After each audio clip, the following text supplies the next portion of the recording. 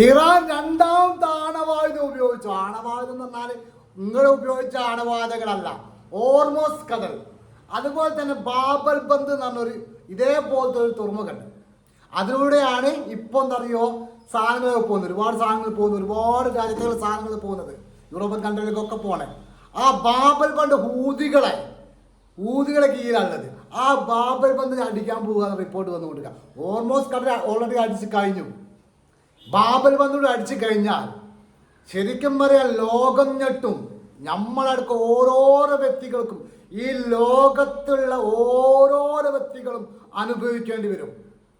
മനസ്സിലാകാൻ ലോകത്തുള്ള എല്ലാവരും അനുഭവിക്കേണ്ടി വരും. ഈ അമേരിക്കൻ്റെ നിരഭോജികളായ ആൾക്കാർ ഈ കോലത്തിൽ കടയ്ക്കുന്നതും കൊണ്ട്, ഇസ്രായേലിൻ്റെ അമേരിക്കൻ്റെ ഒരു കാരണം കൊണ്ട് എന്താവശ്യത്തിനുമാണ് വേണ്ടിയിട്ടാണ് ഈ യുദ്ധം ഉണ്ടായത്? എന്താണ് ഒരു ആവശ്യം? ഒരാണവായുധം ഉണ്ടാക്കൂല, ഒരു ആണവായുധം ആവശ്യമില്ല, അത് ഞങ്ങളുടെ രീതിയല്ല, അത് ഞങ്ങൾ ചെയ്യില്ല എന്ന് ഒരുപാട് 100 വട്ടം പറഞ്ഞു കഴിഞ്ഞിട്ടുണ്ട്. ആണവായുധം ഞങ്ങളുടെ വിഷയമല്ല. എന്തിനു വേണ്ടിയിട്ടാണ് ഇറാൻ ആക്രമിക്കുന്നത്?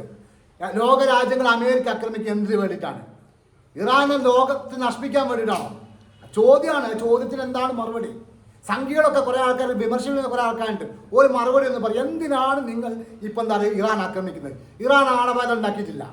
ഇറാൻ ആണവായുധം ഉണ്ടാക്കേണ്ട ആവശ്യമില്ല. അതാ പറഞ്ഞത്, ലോകത്തെ മൊത്തം നശിപ്പിക്കുന്ന ആയുധം ഉണ്ടാക്കേണ്ട ആവശ്യം ഞങ്ങൾക്കില്ല. ഞങ്ങൾ ഉണ്ടാക്കിയിട്ടില്ല, ഞങ്ങൾ ഉണ്ടാക്കേണ്ട ആവശ്യവുമില്ല. പിന്നെ എന്തിനാണ് ഞങ്ങൾ ആക്രമിക്കുന്നത്? തിരിച്ച് നല്ല അട്ടിൻ്റെ പണിയാണ് കൊടുക്കുന്നത്. തലങ്ങും വിലങ്ങും അടിയാണ്.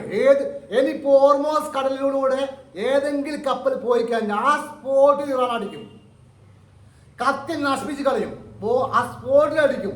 ആ രൂപത്തിലേക്ക് കാര്യങ്ങൾ മാറി. ഇതുവരെ അതില്ലായിരുന്നു. ഇനി ഇറാന് സമ്മതമല്ലാണ്ട് ആ പ്രദേശത്തേക്ക് പോയാൽ മതി.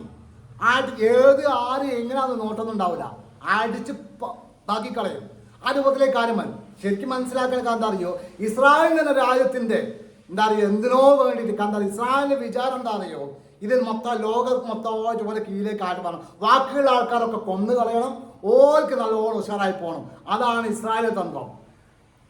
അതിന് ഇറാനാണ് ഇപ്പുറത്തുള്ളത്. നല്ല ചുട്ട മറുപടിയാണ് കൊടുത്തുകൊണ്ടിരിക്കുന്നത്. അതിശക്തമായിട്ടുള്ള ആക്രമണങ്ങളാണ് നടന്നുകൊണ്ടിരിക്കുന്നത്. ഏതായാലും വീഡിയോ ഇഷ്ടപ്പെടുകയാണെങ്കിൽ ഷെയർ ചെയ്യാൻ മറക്കണ്ട.